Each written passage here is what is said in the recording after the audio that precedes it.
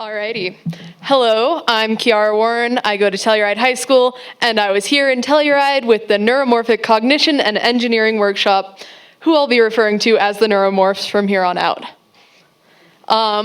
So a little bit about the Neuromorphs. It's a 3-week workshop at the Telluride Elementary School. They apply research from the brain to computers to each other. So they'll take their findings from computing and see if it applies to how the brain works or vice versa. And then it's full of international graduate students and professors. And they have lectures in the morning and project work in the afternoon. So I attended every one of their lectures, learned a lot. Some of it went over my head, and then I was able to help out with one of the projects at the end. All right, so their topic areas this year were audio and motor coupling, the case of sound and music. So that was how your brain interacts with kinesthetic movement as well as taking in input to sound.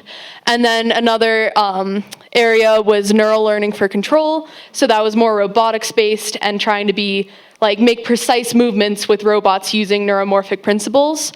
And then there was open source neuromorphic hardware, software, and wetware. So that was looking at different aspects of computing and hardware, and then wetware, which is your brain cells, and how you can interact with them in a shared environment.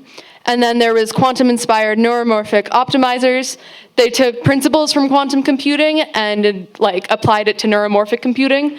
That was the one I understood the least about.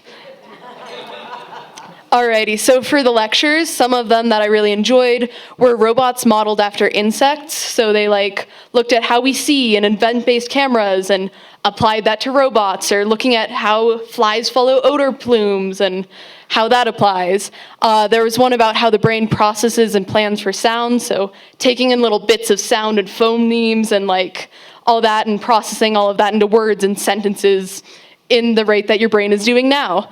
And then there was one about organoid intelligence. Those are man-made brain cells and ethics of that and how they're being used in research right now.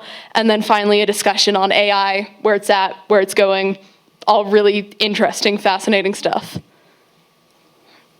So the project that I was able to help out on, my mentor connected me with 2 of the Neuromorphs, Georgia and Toby, who were working on this. And the first part is I got to learn about an EEG, how it's set up. A wet EEG has caps and electrodes, and you need to put gel in and make sure it's all connected, and it records the electric waves of your brain. And then, so I watched one of those getting set up, and they also used a dry EEG, which is less gel, a little easier setup, and that is what is pictured there. So the second part of the project that I helped out with, got to observe, was a game in which they were using an EEG to record how your brain reacts to failure. So the game itself, I looked at the code. It calculates the error of your little icon as you move it on a mountain biking game, and it interacts with the EEG code to try and see how what spikes happen in your brain waves when you mess up. So I also attempted to run the code on my computer.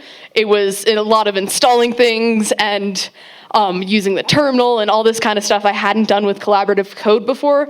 And it didn't actually end up working in the end, but I still learned a lot watching their teamwork and their project and how collaborative code actually works. So outside of the school and the Neuromorphs, I stayed at my house. It was nice. It was a little bit of an lesson in independence, because there were some moments where my parents were out of town, and I definitely didn't lose the house key.